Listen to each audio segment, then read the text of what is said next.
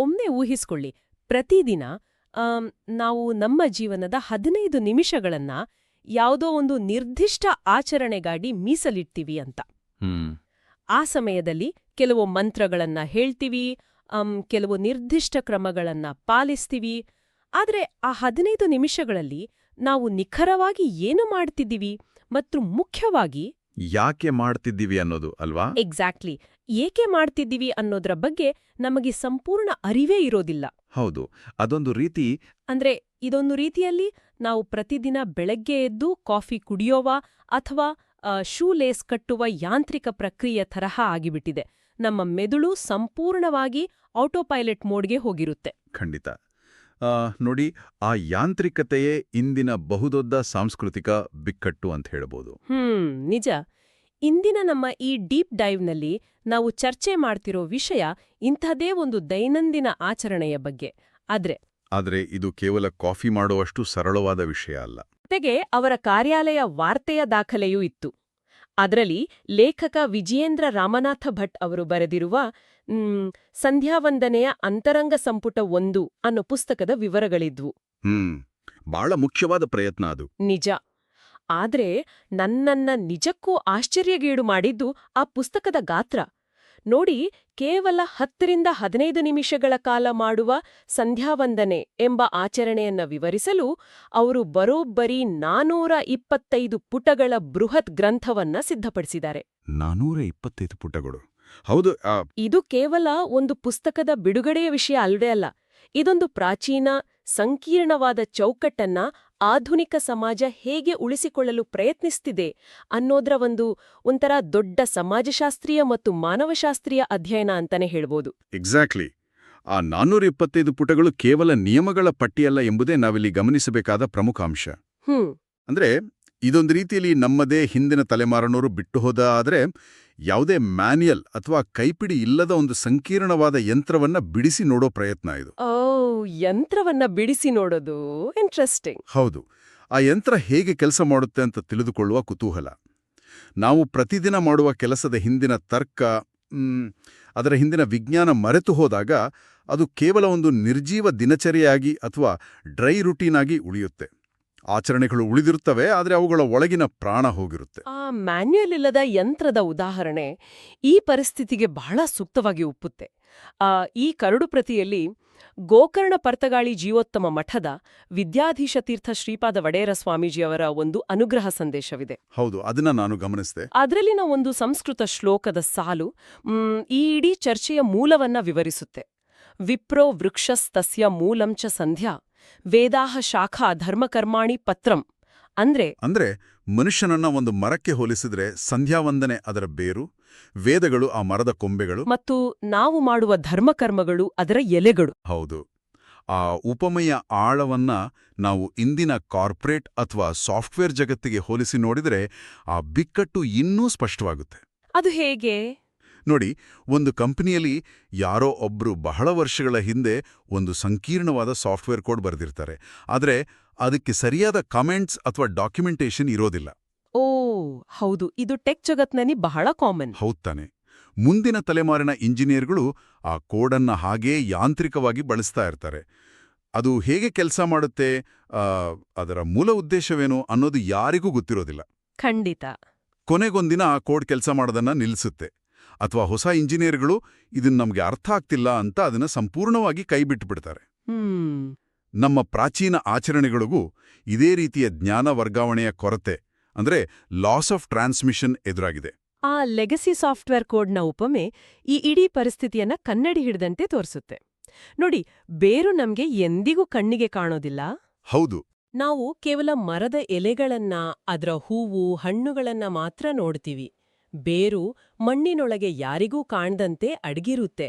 ಅದೇ ರೀತಿ ಸಂಧ್ಯಾವಂದನೆ ಅನ್ನೋ ಆಚರಣೆ ಕಣ್ಣಿಗೆ ಕಾಣುವ, ಅಂದ್ರೆ ಎಲ್ಲರೂ ಸೇರಿ ಮಾಡುವ ದೊಡ್ಡ ಉತ್ಸವ ಅಲ್ಲ, ಅದು ಮನೆಯ ಮೂಲೆಯಲ್ಲಿ ಕುಳಿತು ಮಾಡುವ ಆಚರಣೆ. ಎಕ್ಸಾಕ್ಟ್ಲಿ. ಆದ್ರೆ ಆ ಬೇರಿಗೆ ಪೋಷಣೆ ನೀಡದಿದ್ರೆ ಎಲೆಗಳು ಎಷ್ಟೇ ಸುಂದರವಾಗಿದ್ರೂ ಮರ ಒಳಗಿಂದೊಳಗೆ ಒಣಗಲಾರಂಭಿಸುತ್ತೆ. ಅಂದ್ರೆ ಧರ್ಮಕರ್ಮಗಳೆಂಬ ಎಲೆಗಳು ಜೀವಂತವಾಗಿರಬೇಕು ಅಂದ್ರೆ ಆ ಮೂಲ ಕೋಡನ್ನ, ಅಂದ್ರೆ ಈ ಬೇರನ್ನ ಅರ್ಥ ಮಾಡಿಕೊಳ್ಳೇಬೇಕಾದ ಅನಿವಾರ್ಯತೆ ಇದೆ. ಖಂಡಿತ. ಆ ಬೇರನ್ನ ಅರ್ಥ ಮಾಡ್ಕೊಳ್ದೆ ಹೋದ್ರೆ ಉಳಿದೆಲ್ಲ ಆಚರಣೆಗಳು ಕೇವಲ ಪ್ರದರ್ಶನಕ್ಕಷ್ಟೇ ಸೀಮಿತವಾಗ್ತವೆ. ಸ್ವಾಮೀಜಿಯವರು ತಮ್ಮ ಸಂದೇಶದಲ್ಲಿ ಇದನ್ನೇ ಎಚ್ಚರಿಸಿದ್ದಾರೆ. ಅಂದ್ರೆ ಫೌಂಡೇಶನ್. ಹೌದು, ಸಂಧ್ಯಾವಂದನೆ ರಹಿತವಾದ ವೇದಪಾಠ ಆಗಲಿ ಧರ್ಮಕರ್ಮಗಳ ಆಚರಣೆಯಾಗಲಿ ಖಂಡಿತ ಫಲಪ್ರದವಾಗುವುದಿಲ್ಲ. ಅಂದ್ರೆ ಮೂಲ ಫೌಂಡೇಶನ್ ಇಲ್ಲದೆ ನೀವು ಎಷ್ಟೇ ದೊಡ್ಡ ಕಟ್ಟಡ ಕಟ್ಟಿದ್ರೂ ಅದು ಯಾವುದೇ ಕ್ಷಣದಲ್ಲಿ ಕುಸಿದು ಬೀಳಬಹುದು. ನಿಜ. ಮತ್ತು ಈ ಫೌಂಡೇಶನ್ ಅನ್ನ ನಾವು ಎಲ್ಲಿ ಮತ್ತು ಹೇಗೆ ಕಳ್ಕೊಳ್ತಿದ್ದೀವಿ ಅನ್ನೋದನ್ನ ಲೇಖಕರು ತಮ್ಮ ಪ್ರಸ್ತಾವನೆಯಲ್ಲಿ ಬಹಳ ನಿಖರವಾಗಿ ಗುರುತಿಸಿದ್ದಾರೆ. ಹೌದು, ವಿಶೇಷವಾಗಿ ಆ ಉಪನಯನದ ವಿಚಾರದಲ್ಲಿ. ಎಕ್ಸಾಕ್ಟ್ಲಿ. ಉಪನಯನ ಎಂಬ ಪ್ರಕ್ರಿಯೆ ಅಂದ್ರೆ ಈ ಸಂಧ್ಯಾವಂದನೆಯನ್ನ ಕಲಿಸುವ ಆರಂಭಿಕ ಹಂತ ಇದೆಯಲ್ಲ, ಅದು ಇಂದು ಕೇವಲ ಒಂದು ಸಾಮಾಜಿಕ ಸಮಾರಂಭವಾಗಿ, ಒಂದು ಇವೆಂಟ್ ಆಗಿ ಬದಲಾಗಿದೆ. ಪುರೋಹಿತರು ಬರ್ತಾರೆ, ಮಂತ್ರಗಳನ್ನ ಹೇಳ್ಕೊಡ್ತಾರೆ, ಆದ್ರೆ ಕಂಕಣ ವಿಸರ್ಜನೆ ಆಗುವವರೆಗೆ, ಅಂದ್ರೆ ಆ ಸಮಾರಂಭ ಮುಗಿಯೋವರೆಗೆ ಮಾತ್ರ ಆ ಆಸಕ್ತಿ ಇರುತ್ತೆ. ನಿಜ. ಆಮೇಲೆ ಆನಂತರ ಆ ಮಗುವಿಗೆ ಪ್ರತಿದಿನ ಕುಳಿತು ಮಾರ್ಗದರ್ಶನ ನೀಡುವವರು ಯಾರೂ ಇರೋದಿಲ್ಲ. ಇದು ಇಂದಿನ ಶಿಕ್ಷಣ ವ್ಯವಸ್ಥೆ ಮತ್ತು ನಮ್ಮ ಆತುರದ ಜೀವನ ಶೈಲಿಯ ನೇರ ಪರಿಣಾಮ. ಲೇಖಕರು ಪ್ರಸ್ತಾಪಿಸುವಂತೆ ಪಾಶ್ಚಾತ್ಯರ ಸಂಸರ್ಗ ಮತ್ತು ಕಾಲಬಲದಿಂದ ಈ ಬದಲಾವಣೆಗಳಾಗಿವೆ. ಖಂಡಿತ. ಬೆಳಿಗ್ಗೆ ಎದ್ದ ಕೂಡಲೇ ಆಂಗ್ಲ ಭಾಷೆಯ ಹೋಂವರ್ಕ್, ಟ್ಯೂಷನ್, ಆಮೇಲೆ ಅವಸರವಾಗಿ ಉಪಹಾರ ಮುಗಿಸಿ ಸ್ಕೂಲ್ ಬ್ಯಾಗ್ ಬೆನ್ನಿಂಗೇರಿಸಿಕೊಂಡು ಓಡುವ ಧಾವಂತ. ಈ ದೈನಂದಿನ ಓಟದಲ್ಲಿ ಬೆಳಗಿನ ಜಾವದ ಪ್ರಾತಃ ಸಂಧ್ಯಾ ವಂದನೆ ಅನ್ನೋದು ಸಂಪೂರ್ಣವಾಗಿ ಲೋಪವಾಗ್ತಿದೆ. ನಾವು ಆಧುನಿಕತೆಯನ್ನು ಅಪ್ಪಿಕೊಳ್ಳುವ ಭರದಲ್ಲಿ ನಮ್ಮದೇ ಪರಂಪರೆಯ ಒಂದು ಶಿಸ್ತುಬದ್ಧ ಆಚರಣೆಯನ್ನ ಕೈಬಿಡುತ್ತಿದ್ದೀವಿ. ಆದ್ರೆ ಇಲ್ಲಿ ಕೇವಲ ಸಮಯದ ಕೊರತೆ ಮಾತ್ರ ಸಮಸ್ಯೆಯಲ್ಲ ಅಂತ ನನಗನ್ಸುತ್ತೆ. ಆಚರಣೆಯ ಉದ್ದೇಶವೇನು ಅನ್ನೋ ಗೊಂದಲವೇ ಬಹುದೊಡ್ಡ ತಡೆಗೋಡೆಯಾಗಿದೆ. ಲೇಖಕರು ಸಂಧ್ಯಾವಂದನೆ 1000 ಪಾಠ ಅನ್ನೋ ಮಾತನ್ನ ಉಲ್ಲೇಖಿಸ್ತಾರೆ. ಹೌದು, 1000 ಪಾಠ. ಅಂದ್ರೆ ಒಂದೇ ಆಚರಣೆಗೆ 100 ಪಾಠಭೇದಗಳಿವೆ, 100 ವಿಭಿನ್ನ ನಿಯಮಗಳಿವೆ. ಈ ಪುಸ್ತಕ ಆ ಗೊಂದಲಗಳನ್ನ ನಿವಾರಿಸಲು ಹೇಗೆ ಪ್ರಯತ್ನಿಸುತ್ತೆ? ನಾವು ಆರಂಭದಲ್ಲಿ ಹೇಳಿದಂತೆ ಈ ಪುಸ್ತಕ ಕೇವಲ ಮಂತ್ರಗಳನ್ನ ಕೊಡುವ ಬದಲು ಅದರ ಅಂತರಂಗವನ್ನ ವಿವರಿಸುತ್ತೆ ಅಂತ ಹೇಳಿದ್ರಿ. ಹೌದು. ಅಂತರಂಗ ಎಂದರೆ ನಿಖರವಾಗಿ ಏನು? ಪುಸ್ತಕದಲ್ಲಿ ಇದಕ್ಕೇನಾದ್ರೂ ಸ್ಪಷ್ಟ ಉದಾಹರಣೆಗಳಿವೆಯಾ? ಖಂಡಿತ ಇವೆ. ಆ ಅಂತರಂಗವನ್ನ ಅರ್ಥ ಮಾಡಿಕೊಳ್ಳಲು ನಾವು ಆಚರಣೆಯ ಒಳಗೆ ಇಣುಕಿ ನೋಡಬೇಕು. ಉದಾಹರಣೆಗೆ ಸಂಧ್ಯಾವಂದನೆಯ ಆರಂಭದಲ್ಲಿ ಬರುವ ಆಚಮನ ಪ್ರಕ್ರಿಯೆ. ಆ ನೀರು ಕುಡಿಯೋದಲ್ವಾ? ಎಕ್ಸಾಕ್ಟ್ಲಿ. ಕೇವಲ 3 ಬಾರಿ ನೀರು ಕುಡಿಯುವುದು ಇದರ ಮೇಲ್ನೋಟದ ಕ್ರಿಯೆ. ಆದರೆ ಈ ಪುಸ್ತಕ ವಿವರಿಸುವಂತೆ ಇದು ಕೇವಲ ಗಂಟ್ಲು ಒದ್ದೆ ಮಾಡಿಕೊಳ್ಳುವ ಕ್ರಿಯೆ ಅಲ್ಲ. ಅದು ಒಳಗಿನ ನಾಡಿಗಳನ್ನ, ಜೀರ್ಣಾಂಗ ವ್ಯವಸ್ಥೆಯನ್ನ ಪ್ರಚೋದಿಸುವ, ನಮ್ಮ ಮೆದುಳಿಗೆ ನಾನೀಗ ದೈನಂದಿನ ಗಡಿಬಿಡಿಯಿಂದ ಹೊರಬಂದು ಒಂದು ಏಕಾಗ್ರತೆಯ ಸ್ಥಿತಿಗೆ ಹೋಗ್ತಿದ್ದೇನೆ ಅಂತ ಸಂದೇಶ ರವಾನಿಸುವ ಒಂದು ನ್ಯೂರೋಬಯಾಲಜಿಕಲ್ ಪ್ರಕ್ರಿಯೆ. ವಾವ್! ನ್ಯೂರೋಬಯಾಲಜಿಕಲ್ ಪ್ರಕ್ರಿಯೆ? ಹೌದು. ಹಾಗೆಯೇ ಮತ್ತೊಂದು ಹಂತವಾದ ಪ್ರಾಣಾಯಾಮ. ಅದು ಕೇವಲ ಮೂಗು ಹಿಡಿದುಕೊಳ್ಳುವ ಯಾಂತ್ರಿಕ ಪ್ರಕ್ರಿಯೆ ಅಲ್ಲ. ಓಕೆ. ಉಸಿರಾಟದ ಗತಿಯನ್ನ ನಿಯಂತ್ರಿಸುವ ಮೂಲಕ ಮನಸ್ಸಿನ ಅಲೆಗಳನ್ನು ಶಾಂತಗೊಳಿಸುವ, ದೈನಂದಿನ ಮಾನಸಿಕ ಒತ್ತಡವಂಗ ನಿವಾರಿಸುವ ತಂತ್ರ. ಇದು ಆಚರಣೆಯ ಹಿಂದಿನ ಅಂತರಂಗ. ಅಂದ್ರೆ ನೀವು ಹೇಳುವ ಪ್ರಕಾರ ಇದು ಕೇವಲ ಒಂದು ಧಾರ್ಮಿಕ ನಿಯಮ ಅಲ್ಲ, ಬದಲಾಗಿ ಅದೊಂದು ಮಾನಸಿಕ ಮತ್ತು ದೈಹಿಕ ಶಿಸ್ತಿನ ಸಾಧನ. ಎಕ್ಸಾಕ್ಟ್ಲಿ. ಆ 3 ಬಾರಿ ನೀರು ಕುಡಿಯೋದು ಧ್ಯಾನಕ್ಕೆ ಸಿದ್ಧವಾಗುವ ಒಂದು ಸೈಕೊಲಾಜಿಕಲ್ ಟ್ರಿಗರ್ ಇದ್ದಂತೆ. ಈಗ ನನ್ಗೆ ಅರ್ಥ ಆಗ್ತಿದೆ. ಈ ಲೇಖಕರು ಮತ್ತು ಟ್ರಸ್ಟ್ನವರು ಈ ಆಚರಣೆಯನ್ನ ಏಕೆ ಉಳಿಸ್ಕೊಳ್ಳಲು ಇಷ್ಟೊಂದು ಶ್ರಮ ಪಡ್ತಿದ್ದಾರೆ ಅಂತ. ಆ ಅರ್ಥ ಗೊತ್ತಿಲ್ಲದಿದ್ದರೆ ಒಬ್ಬ ಆಧುನಿಕ ಯುವಕ ಅದನ್ನ ಕೇವಲ ಒಂದು ನೀರಸ, ಮೂಢನಂಬಿಕೆಯ ಕೆಲ್ಸ ಅಂತ ಭಾವಿಸಿ ಸಂಪೂರ್ಣವಾಗಿ ಬಿಟ್ಟುಬಿಡ್ತಾನೆ. ಖಂಡಿತ. ಆ ನಿರ್ಲಕ್ಷ್ಯವನ್ನ ತಡೆಯುವುದೇ ಈ ಗ್ರಂಥದ ಪ್ರಮುಖ ಉದ್ದೇಶ. ಆದರೂ ನನ್ನ ಮನಸ್ಸಿನಲ್ಲಿ ಒಂದು ಬಹಳ ದೊಡ್ಡ ಪ್ರಶ್ನೆ ಕಾಡ್ತಾ ಇದೆ. ನೀವು ಆಚಮನ ಮತ್ತು ಪ್ರಾಣಾಯಾಮದ ಹಿಂದಿನ ಮನಃಶಾಸ್ತ್ರೀಯ ಹಾಗೂ ದೈಹಿಕ ಪ್ರಯೋಜನಗಳನ್ನ ಬಹಳ ಸೊಗಸಾಗಿ ವಿವರಿಸಿದ್ರಿ. ಆದ್ರೆ ಇದನ್ನೆಲ್ಲ ವಿವರಿಸಲು ಬರೋಬ್ಬರಿ 425 ಪುಟಗಳ ಬೃಹತ್ ಗ್ರಂಥದ ಅಗತ್ಯ ಇದೆಯಾ? ನಾವು ಮೊದಲೇ ಮಾತನಾಡಿದಂತೆ ಜನರಿಗೆ ಸಮಯವಿಲ್ಲ, ಆತುರದಲ್ಲಿ ಓಡ್ತಿದ್ದಾರೆ, ಗೊಂದಲಗಳಾಗಿವೆ. ಇಂತಹ ಸಂದರ್ಭದಲ್ಲಿ ಇಷ್ಟು ದೊಡ್ಡ ಪುಸ್ತಕವನ್ನ, ಅದೂ ಕೇವಲ ಸಂಪುಟ 1 ನೋಡಿದ್ರೆ ಜನಸಾಮಾನ್ಯರಿಗಿದು ಮತ್ತಷ್ಟು ಕಷ್ಟ, ಮತ್ತಷ್ಟು ಕ್ಲಿಷ್ಟ ಅಂತ ಎನಿಸೋದಿಲ್ವಾ? ಇದೇ ಕಾರಣಕ್ಕೆ ಲೇಖಕರು ಈ ಪುಸ್ತಕದ ವಿನ್ಯಾಸವನ್ನ ಭಗವದ್ಗೀತೆಯ ಮಾದರಿಯಲ್ಲಿ ರೂಪಿಸಿದ್ದಾರೆ. ಭಗವದ್ಗೀತೆಯ ಮಾದರಿ? ಹೌದು ನೋಡಿ, ಭಗವದ್ಗೀತೆಯ 18 ಅಧ್ಯಾಯಗಳನ್ನ ಹೇಗೆ ಕರ್ಮ, ಭಕ್ತಿ ಮತ್ತು ಜ್ಞಾನಯೋಗ ಅಂತ 3 ಗುಂಪುಗಳಾಗಿ ವಿಂಗಡಿಸಲಾಗಿದೆಯೋ ಅದೇ ತತ್ವವನ್ನ ಈ ಪುಸ್ತಕ ಅನುಸರಿಸುತ್ತೆ. ಓ, ಇಂಟ್ರೆಸ್ಟಿಂಗ್. ಪುಸ್ತಕದ ಉಪಶೀರ್ಷಿಕೆಯೇ ಭಕ್ತಿಯುಕ್ತ ಕರ್ಮಯೋಗ ಅಂತ. ಅಂದ್ರೆ ಮಾಡಬೇಕಾದ ಕರ್ಮವನ್ನ ಅಥವಾ ಕೆಲಸವನ್ನ ಕೇವಲ ಯಾಂತ್ರಿಕವಾಗಿ ಮಾಡದೆ ಭಕ್ತಿ ಮತ್ತು ಅರಿವಿನಿಂದ ಮಾಡುವುದು. ಆ ಅರಿವನ್ನ ಮೂಡಿಸಲು ಪ್ರತಿಯೊಂದು ಸಣ್ಣ ಕ್ರಿಯೆಯ ಹಿಂದಿನ ತಾರ್ಕಿಕ ವಿವರಣೆಯನ್ನ ನೀಡಲು ಇಷ್ಟು ದೊಡ್ಡ ಕ್ಯಾನ್ವಾಸ್ ಅನಿವಾರ್ಯವಾಗುತ್ತೆ. ಆ ಭಗವದ್ಗೀತೆಯ ಹೋಲಿಕೆ ಬಹಳ ಮಹತ್ವಾಕಾಂಕ್ಷಿಯದು. ಆದ್ರೆ ಸ್ವಲ್ಪ ಪ್ರಾಯೋಗಿಕವಾಗಿ ಯೋಚನೆ ಮಾಡೋಣ. ಖಂಡಿತ, ಹೇಳಿ. ಭಗವದ್ಗೀತೆ ಇಡೀ ಜೀವನದ ಸಂಕೀರ್ಣತೆಯನ್ನು ಬಿಡಿಸಿಡುತ್ತೆ, ಯುದ್ಧಭೂಮಿಯ ಬಿಕ್ಕಟ್ಟನ್ನು ನಿವಾರಿಸುತ್ತೆ. ಅದಕ್ಕೆ 18 ಅಧ್ಯಾಯಗಳು ಬೇಕು, ಓಕೆ, ಒಪ್ಕೊಳ್ಳೋಣ. ಆದ್ರೆ ಇದು ಕೇವಲ 15 ನಿಮಿಷದ ದಿನನಿತ್ಯದ ಆಚರಣೆ. ಇಂದಿನ ಒಬ್ಬ ಟೆಕ್ಕುದ್ಯೋಗಿ ಅಥವಾ ಕಾಲೇಜು ವಿದ್ಯಾರ್ಥಿ ಬೆಳಿಗ್ಗೆ ಎದ್ದು ಈ 425 ಪುಟಗಳ ಪುಸ್ತಕವನ್ನು ನೋಡಿ, ಇದು ನನ್ನಿಂದ ಆಗದ ಕೆಲ್ಸ, ಇದನ್ನೆಲ್ಲ ಓದಿ ಅರ್ಥ ಮಾಡ್ಕೊಳ್ಳೋಕ್ಕಿಂತ ಆ 15 ನಿಮಿಷ ಸುಮ್ನೆ ಮಲಗೋಡೆ ವಾಸಿ ಅಂತ ಆ ಪುಸ್ತಕವನ್ನು ಮುಚ್ಚಿಡೋದಿಲ್ವಾ? ಹೌದು, ಆ ಭಯ ಸಹಜ ಅಲ್ವಾ? ಈ ಬೃಹತ್ ಗಾತ್ರವೇ ಜನರನ್ನು ಬೆದರಿಸುವ ಒಂದು ತಡೆಗೋಡೆಯಾಗುದಿಲ್ವಾ? ಆ ಗ್ಯಾಪನ್ನ ಈ ಪುಸ್ತಕ ಹೇಗೆ ತುಂಬುತ್ತೆ? ನಿಮ್ಮ ಆತಂಕ ಬಹಳ ಸಹಜವಾದದ್ದು. ಯಾರಿಗಾದ್ರೂ ಮೇಲ್ನೋಟಕ್ಕೆ ಹಾಗೆ ಅನ್ಸೋದು ಸ್ವಾಭಾವಿಕ. ಆದರೆ ನಾವು ಈ ಪುಸ್ತಕವನ್ನ ಒಂದು ಡೈಲಿ ರೀಡಿಂಗ್ ಗೈಡ್ ಅಥವಾ ಪ್ರತಿದಿನ ಓದ್ಬೇಕಾದ ಕೈಪಿಡಿ ಅಂತ ಭಾವಿಸಬಾರ್ದು. ಓ ಹೌದಾ? ಇದೊಂದು ಎನ್ಸೈಕ್ಲೋಪೀಡಿಯಾ ಅಥವಾ ವಿಶ್ವಕೋಶ ಇದ್ದಂತೆ. ನಾವು ಮೊದಲೇ ಮಾತನಾಡಿದ ಸಂಧ್ಯಾವಂದನೆ 1000 ಪಾಠ ಅನ್ನೋ ಗೊಂದಲ ಇದೆಯಲ್ಲ, ಹೌದು, ಆ 100 ವರ್ಷಗಳ ಗೊಂದಲವನ್ನ ಶಾಶ್ವತವಾಗಿ ನಿವಾರಿಸುವ ಒಂದು ರೆಫರೆನ್ಸ್ ಮ್ಯಾನ್ಯುಯಲ್ ಇದು. ಯಾರಾದರೂ ಒಬ್ಬ ಆಧುನಿಕ ಯುವಕ ಆಚರಣೆ ಮಾಡುವಾಗ ನಾನು ಏಕೆ ಈ ನಿರ್ದಿಷ್ಟ ಮಂತ್ರವನ್ನು ಹೇಳಬೇಕು ಅಂತ ಪ್ರಶ್ನಿಸ್ಕೊಂಡ್ರೆ ಅದಕ್ಕೆ ನಿಖರವಾದ, ತಾರ್ಕಿಕವಾದ ಮತ್ತು ವೈಜ್ಞಾನಿಕ ಹಿನ್ನೆಲೆಯುಳ್ಳ ಉತ್ತರ ಈ ಪುಸ್ತಕದಲ್ಲಿ ಸಿಗುತ್ತೆ. ಅಂದ್ರೆ ಕೇವಲ ರೆಫರೆನ್ಸ್ಗೆ ಮಾತ್ರ? ಎಕ್ಸಾಕ್ಟ್ಲಿ. ಇದು ಪ್ರತಿದಿನ ಪಾರಾಯಣ ಮಾಡುವ ಪುಸ್ತಕ ಅಲ್ಲ, ಬದಲಾಗಿ ಆ 15 ನಿಮಿಷದ ಆಚರಣೆಯ ಸುತ್ತ ಬೆಳೆದುಕೊಂಡಿರುವ 100 ಪ್ರಶ್ನೆಗಳಿಗೆ ಒಂದೇ ಕಡೆ ಸಿಗುವ ಸಮಗ್ರ ಉತ್ತರ. ಅರ್ಥ ಆಗ್ತಿದೆ. ಗೊಂದಲಗಳಿರುವಾಗ ಸಣ್ಣ ಪುಸ್ತಕಗಳು ಕೇವಲ ಒಣ ಸೂಚನೆಗಳನ್ನ ನೀಡ್ತವೆ. ಆದರೆ ಬೃಹತ್ ಗ್ರಂಥಗಳು ಮಾತ್ರ ಆಳವಾದ ತಾರ್ಕಿಕ ಸಮರ್ಥನೆಯನ್ನ ನೀಡಬಲ್ಲವು. ಆ ದೃಷ್ಟಿಕೋನದಿಂದ ನೋಡಿದ್ರೆ ಇದು ಬಹಳ ಸಮಂಜಸವಾಗಿ ಕಾಣುತ್ತೆ. ಅಂದ್ರೆ ನಾವು ಒಮ್ಮೆ ಆ ಮೂಲ ತತ್ವವನ್ನ, ಅದರ ಹಿಂದಿನ ವಿಜ್ಞಾನವನ್ನ ಅರ್ಥ ಮಾಡ್ಕೊಂಡ್ಬಿಟ್ರೆ ಆ 15 ನಿಮಿಷದ ಯಾಂತ್ರಿಕ ಆಚರಣೆ ಒಂದು ಅರ್ಥಪೂರ್ಣ ಧ್ಯಾನವಾಗಿ ಬದಲಾಗುತ್ತೆ. ಖಂಡಿತ. ಕೃಷ್ಣ ಕೇವಲ ಯುದ್ಧ ಮಾಡು ಅಂತ ಒಂದೇ ಸಾಲಿನಲ್ಲಿ ಆಜ್ಞಾಪಿಸುವ ಬದಲು ಇಡೀ ಕರ್ಮ ಸಿದ್ಧಾಂತವನ್ನ ವಿವರಿಸಿದಾಗ ಮಾತ್ರ ಅರ್ಜುನನಿಗೆ ಆ ಕ್ರಿಯೆಯ ಹಿಂದಿನ ಉದ್ದೇಶ ಸ್ಪಷ್ಟವಾದಂತೆ. ಎಕ್ಸಾಕ್ಟ್ಲಿ. ಎಂಥ ಅದ್ಭುತವಾದ ಹೋಲಿಕೆ. ಹೌದು, ಇದು ಕೇವಲ ಹೇಗೆ ಮಾಡಬೇಕು ಅಂತ ಹೇಳುವ ಪುಸ್ತಕ ಅಲ್ಲ, ಏಕೆ ಮಾಡಬೇಕು ಅಂತ ವಿವರಿಸುವ ಒಂದು ಬೃಹತ್ ಸಂಶೋಧನಾ ಕೃತಿ. ಮತ್ತು ತಂದೆಯಿಂದ ಅಂದ್ರೆ ಗುರುಮುಖೇನ ಕಲಿತ ಜ್ಞಾನವನ್ನ ಮುಂದಿನ ಪೀಳಿಗೆಗೆ ದಾಟಿಸುವ ಲೇಖಕರ ಪ್ರಾಮಾಣಿಕ ಪ್ರಯತ್ನ ಇದು.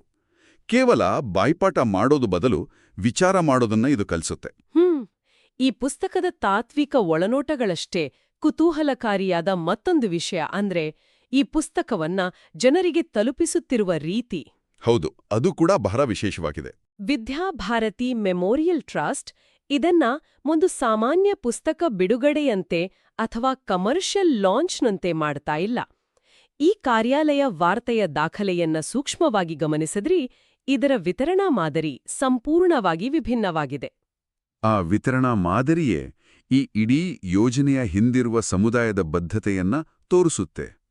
ಇಲ್ಲಿ ಯಾವುದೇ ಆರ್ಥಿಕ ಲಾಭದ ಉದ್ದೇಶವಿಲ್ಲ, ಕೇವಲ ಜ್ಞಾನವನ್ನ ವಿಸ್ತರಿಸುವ ಹಂಬಲವಿದೆ. ಹೌದು, ಅವರು ಈ ಪುಸ್ತಕವನ್ನ ನೇರವಾಗಿ ಮಾರುಕಟ್ಟೆಗೆ ಬಿಡ್ತಾ ಇಲ್ಲ. ಬದಲಾಗಿ ಮುದ್ರಣ ಮುಗಿದ ತಕ್ಷಣ ಶಿವಮೊಗ್ಗದಿಂದ ಹಿಡಿದು ಗೋವಾ, ವಾರಣಾಸಿಯವರೆಗಿನ ಕೆಲವು ಪ್ರಮುಖ ದೇವಸ್ಥಾನಗಳು ಮತ್ತು ಮಠಗಳಲ್ಲಿ, ಅಂದ್ರೆ ದೇವರ ಮತ್ತು ಗುರುಗಳ ಸನ್ನಿಧಾನದಲ್ಲಿ. ಎಕ್ಸಾಕ್ಟ್ಲಿ, ದೇವರ ಮತ್ತು ಗುರುಗಳ ಸನ್ನಿಧಾನದಲ್ಲಿ ಇದನ್ನ ಪ್ರಥಮವಾಗಿ ಸಮರ್ಪಣೆ ಮಾಡ್ತಿದ್ದಾರೆ. ಅದಾದ ನಂತರವಷ್ಟೇ ಇದು ಜನರಿಗೆ ಲಭ್ಯವಾಗ್ತಿದೆ ಮತ್ತು ಜನರಿಗೆ ತಲುಪಿಸಲು ಅವರು ಆರಿಸಿಕೊಂಡಿರುವ ಮಾರ್ಗ ಕೂಡ ಅಷ್ಟೇ ವಿಶೇಷವಾಗಿದೆ. ಆ ವಾಟ್ಸ್ಆಪ್ ಬುಕಿಂಗ್. ಹೌದು, ಅವರು ದೊಡ್ಡ ವಿತರಕರನ್ನ ಅಥವಾ ಆನ್ಲೈನ್ ಶಾಪಿಂಗ್ ಪೋರ್ಟಲ್ಗಳನ್ನ ನೆಚ್ಚಿಕೊಂಡಿಲ್ಲ. ಬದಲಾಗಿ ವಾಟ್ಸ್ಆಪ್ ಮೂಲಕ ಮುಂಗಡ ಕಾಯ್ದಿರಿಸುವ ವ್ಯವಸ್ಥೆ ಮಾಡಿದ್ದಾರೆ. ಇದೊಂದು ಬಹಳ ಸ್ವಾರಸ್ಯಕರವಾದ ವಿರೋಧಾಭಾಸ. ಅದು ಹೇಗೆ? ಒಂದು ಕಡೆ ನಾವು ಇದೇ ಆಧುನಿಕ ತಂತ್ರಜ್ಞಾನದಿಂದಾಗಿ ಸ್ಮಾರ್ಟ್ಫೋನ್ಗಳಿಂದಾಗಿ ನಮ್ಮ ಯುವ ಪೀಳಿಗೆ ಸಂಪ್ರದಾಯಗಳಿಂದ ದೂರ ಹೋಗ್ತಿದೆ ಅಂತ ದೂರುತ್ತೇವೆ. ನಿಜ. ಆದರೆ ಅದೇ ತಂತ್ರಜ್ಞಾನವನ್ನ ಅಂದ್ರೆ ವಾಟ್ಸ್ಆಪ್ ಮತ್ತು ಡಿಜಿಟಲ್ ಸಂಪರ್ಕಗಳನ್ನ ಬಳಸ್ಕೊಂಡು ಒಂದು ಪ್ರಾಚೀನ ಜ್ಞಾನವನ್ನ ವಿಕೇಂದ್ರೀಕೃತವಾಗಿ ಅಂದ್ರೆ ಡಿಸೆಂಟ್ರಲೈಸ್ಡ್ ಆಗಿ ಯಾವುದೇ ಮಧ್ಯವರ್ತಿಗಳಿಲ್ಲದೆ ನೇರವಾಗಿ ಆಸಕ್ತರಿಗೆ ತಲುಪಿಸ್ತಿದ್ದಾರೆ. ಓ, ಎಕ್ಸಾಕ್ಟ್ಲಿ. ಇದು ಪ್ರಾಚೀನ ಮೌಲ್ಯಗಳು ಮತ್ತು ಆಧುನಿಕ ತಂತ್ರಜ್ಞಾನದ ಅದ್ಭುತ ಸಮ್ಮಿಲನ. ಖಂಡಿತ. ಮತ್ತು ಇದರ ಆರ್ಥಿಕ ಮಾದರಿ ಕೂಡ ಗಮನ ಸೆಳೆಯುತ್ತೆ. ಮುಂಗಡ ಕಾಯ್ದಿರಿಸಲು ಯಾವುದೇ ಶುಲ್ಕವಿಲ್ಲ ಮತ್ತು ಪುಸ್ತಕವನ್ನ ರಿಯಾಯಿತಿ ದರದಲ್ಲಿ ನೀಡಲಾಗ್ತಿದೆ. ಹೌದು.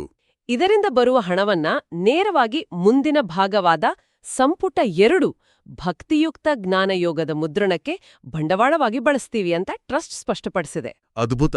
ಈ ಇಡೀ ಪ್ರಕ್ರಿಯೆಯಲ್ಲಿ ಸೋಮೇಶ್ವರದ ವೇದಮೂರ್ತಿ ಆನಂದ್ ಭಟ್, ತೀರ್ಥಹಳ್ಳಿಯ ವೇದಮೂರ್ತಿ ರಾಮದಾಸ ಭಟ್ ಸೇರಿದಂತೆ ಅನೇಕ ವಿದ್ವಾಂಸರು, ಭಜಕವೃಂದ, ಪ್ರೂಫ್ ರೀಡರ್ಗಳು, ರಕ್ಷಾಪುಟ ವಿನ್ಯಾಸಕರು ಮತ್ತು ಬೆಂಗಳೂರಿನ ರಾಷ್ಟ್ರೋತ್ಥಾನ ಮುದ್ರಣಾಲಯ ಎಲ್ಲರೂ ಒಟ್ಟಾಗಿ ಕೈಜೋಡಿಸಿ ಕೆಲಸ ಮಾಡಿದ್ದಾರೆ. ಇದೊಂದು ಪಕ್ಕಾ ಸಮುದಾಯ ಚಾಲಿತ ಅಥವಾ ಕಮ್ಯುನಿಟಿ ಡ್ರಿವನ್ ಪ್ರಯತ್ನ. ಪ್ರಾಚೀನ ಜ್ಞಾನವನ್ನ ಉಳಿಸಲು ಇಡೀ ಸಮುದಾಯ ಒಂದು ಲಾಭರಹಿತವಾಗಿ ಹೇಗೆ ಒಗ್ಗೂಡಬಹುದು ಅನ್ನೋದಕ್ಕೆ ಇದೊಂದು ಅತ್ಯುತ್ತಮ ಕೇಸ್ ಸ್ಟಡಿಯಾಗಿದೆ. ಹೌದು. ಇಡೀ ಚರ್ಚೆಯನ್ನ ಕ್ರೋಢೀಕರಿಸಿ ನೋಡೋದಾದ್ರೆ ಈ ದಾಖಲೆಗಳು ನಮ್ಗೆ ಹೇಳೋದು ಒಂದೇ ವಿಷಯವನ್ನ. ಇದು ಕೇವಲ ಒಂದು ಪುಸ್ತಕದ ಬಿಡುಗಡೆ ಅಲ್ಲ, ಇದು ನಮ್ಮ ಪರಂಪರೆಯಲ್ಲಿ ಕಳಚಿಕೊಂಡಿರುವ ಜ್ಞಾನದ ಕೊಂಡಿಯನ್ನ ಮತ್ತೆ ಜೋಡಿಸುವ ಪ್ರಯತ್ನ. ಸಾಫ್ಟ್ವೇರ್ ಭಾಷೆಯಲ್ಲೇ ಹೇಳ್ಬೇಕಂದ್ರೆ ಕಳೆದು ಹೋಗಿದ್ದ ಆ ಮೂಲ ಕೋಡ್ಗೆ ಮತ್ತೆ ವಿವರವಾದ ಡಾಕ್ಯುಮೆಂಟೇಶನ್ ಬರೆಯುವ ಕೆಲಸ ಇದು. ಆಚರಣೆಯ ಹಿಂದಿನ ಅರ್ಥ ತಿಳಿದಾಗ ಮಾತ್ರ ಆಚರಣೆಗೆ ಜೀವ ಬರುತ್ತೆ. ಖಂಡಿತ.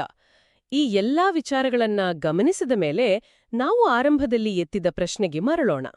ಆ 15 ನಿಮಿಷದ ಎಕ್ಸಾಕ್ಟ್ಲಿ. ಆಟೋ ಪೈಲಟ್ ಮೋಡ್ನಲ್ಲಿ ಮಾಡುವ ಆ 15 ನಿಮಿಷದ ದೈನಂದಿನ ಆಚರಣೆ. ಯಾವುದೇ ಆಚರಣೆ ಕೇವಲ ಯಾಂತ್ರಿಕವಾಗಿ ಉಳಿಯಬಾರದು ಅನ್ನೋದು ಈ ಡೀಪ್ ಡೈವ್ನ ಮುಖ್ಯ ಸಾರಾಂಶ. ಆದ್ರೆ ಈ ಕಾರ್ಯಕ್ರಮವನ್ನ ಮುಗಿಸು ಮುನ್ನ ಈ ಎಲ್ಲಾ ಮೂಲ ವಿಷಯಗಳನ್ನ ಮೀರಿದ ಒಂದು ಪ್ರಚೋದನಾತ್ಮಕ ಚಿಂತನೆಯನ್ನ ನಾನು ಕೇಳ್ತಿರೋ ಎಲ್ಲರ ಮುಂದಿಡ್ತಿದ್ದೀನಿ. ಖಂಡಿತ ಹೇಳಿ. ಒಂದು ವೇಳೆ ನಾವೆಲ್ಲರೂ ನಮ್ಮ ದಿನನಿತ್ಯದ ಬದುಕಿನಲ್ಲಿ ಅರ್ಥವೇ ತಿಳಿಯದೆ ಕೇವಲ ಯಾಂತ್ರಿಕವಾಗಿ ಆಚರಣೆಗಳನ್ನ ಮಾಡ್ತಾ ಹೋದ್ರೆ ನಾವು ಕೇವಲ ನಮ್ಮದೇ ಇತಿಹಾಸದ ಮೂಕ ಪ್ರೇಕ್ಷಕಳಾಗ್ತೀವಾ? ಬಹಳ ಆಳವಾದ ಪ್ರಶ್ನೆ ಇದು. ವೇದಿಕೆಯ ಮೇಲೆ ತಾನು ಮಾಡ್ತಿರೋ ಪಾತ್ರದ ಅರ್ಥವೇ ತಿಳಿಯದೆ ಕೇವಲ ಬಾಯಿಪಾಠ ಮಾಡಿದ ಸಂಭಾಷಣೆಯನ್ನ ಒಪ್ಪಿಸುವ ನಟನಂತಾಗ್ತೀವ ನಾವು? ಖಂಡಿತ ಯೋಚನೆ ಮಾಡಬೇಕಾದ ವಿಷಯ.